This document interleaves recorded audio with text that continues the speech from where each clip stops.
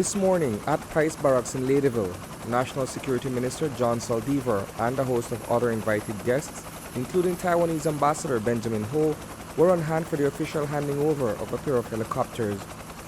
The generous donation from the government of Taiwan comes at a critical time when the Belize Defense Force needs all the support it can get to bolster its aerial capabilities.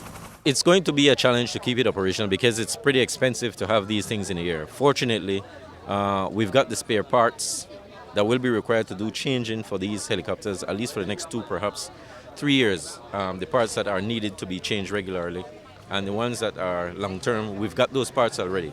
So parts won't be an issue for the short term. In the long term, it's going to be an issue. But apart from the resources that we intend to get from the government of Belize, we're also going to work with our close partners, the U.S.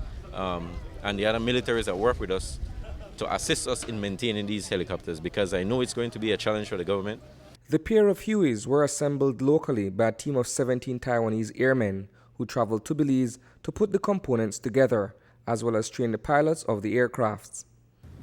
The people and the government of the Republic of China, Taiwan have been very grateful to what Belize has done for us.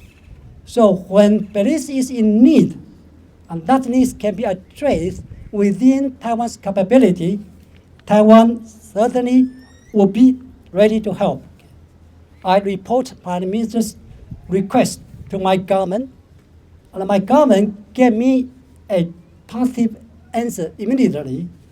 Instead of one, my government decided to give Belize with 2 UH-1H helicopters to better address the needs of Belize. The helicopters are very instrumental for implementing disaster relief, coping with drug trafficking, and curbing human trafficking.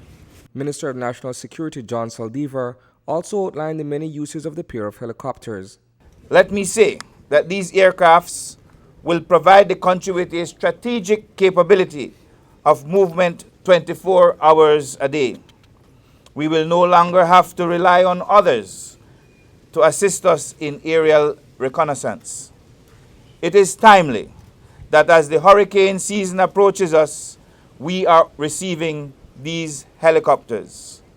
They will come in handy because they will give us the opportunity to see from overhead those areas prone to damage and to flooding.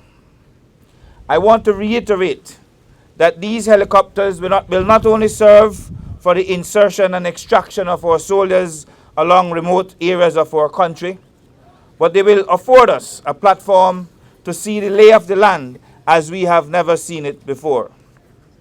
They will serve as monitors for illegal activity taking place along the length and breadth of our country, including drug cultivation, criminal movements, illegal incursions, and the pillaging of our natural resources. Reporting for News 5, I am Isani Kaetano.